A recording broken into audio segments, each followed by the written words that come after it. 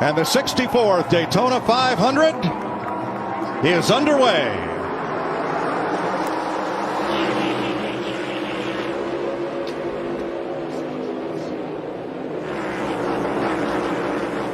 What's going on, guys? Welcome back to another episode of KozMatt Race Recap. Man, it feels good to say that again. Let's get this season kicked off with the famous Daytona 500 race recap. The front row to start today's race was Kyle Larson and Alex Bowman. Kyle Larson not able to hold on to the lead for long, however, getting passed by Brad Keselowski in his new ride in the 6th car, as everybody was riding the top line early. One thing was for sure, the name of the day was drafting. No matter what, you needed someone behind you to push you to that front, otherwise you weren't getting the lead. Brad Keselowski in that 6th car dominating early, leading every single lap until that bottom line finally came in on lap 28, Kyle Busch finally making the pass for the lead, with green flag pit stops happening shortly after on lap 38, with the Fords coming down first, followed by the Chevys and Toyotas 1 lap later. Joey Logano taking the lead after green flag pit stop cycled through, looking like he had a very sporty race car. On lap 42, we had our first caution due to incident of the day, the 50 car of Kaz Grala having a wheel come off his race car, going down the track all by itself. It looked crazy. Kyle Busch taking the lead on the restart after a great push from his teammate Denny Hamlin and Christopher Bell. But wouldn't you know, with 12 laps left to go on the stage, we had another caution for another car having a loose wheel, it coming apart from the rim, the 31 car of Justin Haley. I don't know what was going on with these tires, but they could just not stay on the race cars. It was absolutely chaotic. Once we were back under green for the finish of stage 1, we saw a lot of bumping and banging going on, with several cars vouching for that lead. We had to know that there was going to be another caution, and that's exactly what happened, as on lap 63, we saw the 21 car of Harrison Burton go flying in the air, Martin Truex winning the stage under caution because they could not clean up the track in time to finish the stage. Certainly a wild ride to the end of stage 1, everybody coming down pit road to put on 4 fresh tires and make some adjustments. Unfortunately, other cars involved in that stage 1 wreck were Alex Bowman, Martin Truex, and Denny Hamlin.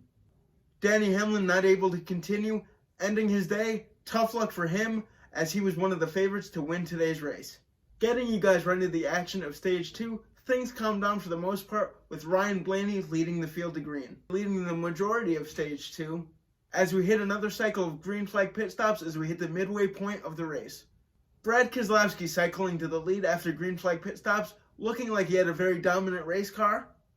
However, Martin Truex was able to battle him off for that stage 2 victory, holding him off by a nose. With stage 2 pretty mellow, we knew that things were going to ramp up in stage 3 and it was going to be chaotic, and that it certainly was. As stage 3 kicked off with Brad Keselowski leading the field to green, getting a great push from his teammate Austin Cindric, as we saw some great side-by-side 3-wide racing action. As you guys know, with this wild kind of racing, a wreck is almost inevitable, and that's what we saw with 50 laps to go.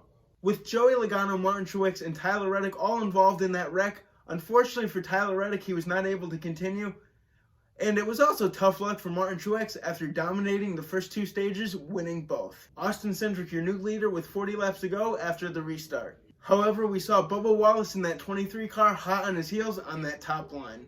Bubba Wallace finally taking the lead away from Austin Cindric with 25 laps to go after a great push from Kyle Busch. As it looked like Bubba Wallace and Kyle Busch were going to drive away from the rest of the field, of course with such chaotic racing, we had another caution come out with 10 laps to go. Kevin Harvick getting turned into the wall, which caused a melee behind him, bringing out the caution. Such a bad wreck that the race had to be held under red flag to clean up all the debris on the track. Finally back to green flag racing after the red flag with 7 laps to go. You know what I say, cautions breed cautions, and that's exactly what happened, as the 47 car of Ricky Stenhouse got turned into the wall by none other than Brad Keselowski. Man, just seems like Brad couldn't stay out of trouble. He wrecked the 21 car earlier and then the 47 car later. Brad's not making any friends out there. As with 4 laps to go in the race, we saw Austin Cindric trying to hold off Brad Keselowski in his fast Mustang. Austin Cindric being able to hold on to get the race victory, his first Cup Series win. What a win for a rookie, getting his first win in the Cup Series at the Daytona 500. Well, guys, that was it for a very entertaining episode of KozMatt Race Recap. Let me know what you thought about the Daytona 500. Always like, comment, and subscribe, and Matt and I will see you Tuesday for a Monday Night Raw recap. Peace out. Come on and fight.